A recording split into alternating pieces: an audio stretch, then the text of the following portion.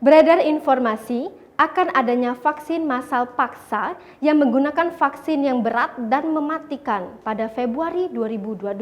Dikutip dari kompas.com, Kementerian Kesehatan Republik Indonesia menyatakan bahwa informasi tersebut hoax atau tidak benar. Kemenkes Republik Indonesia memastikan vaksin COVID-19 yang diberikan saat ini aman karena telah melalui uji klinis. Juru bicara vaksinasi COVID-19 Kementerian Kesehatan Siti Nadia Tarmizi menegaskan bahwa kabar tersebut tidak benar atau hoax.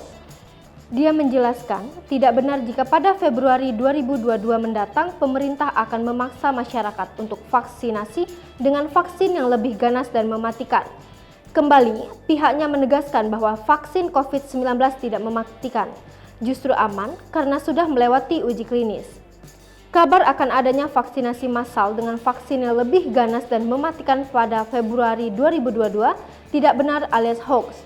Kementerian Kesehatan Republik Indonesia melalui jubir vaksin menegaskan bahwa vaksin COVID-19 aman karena telah melalui uji klinis.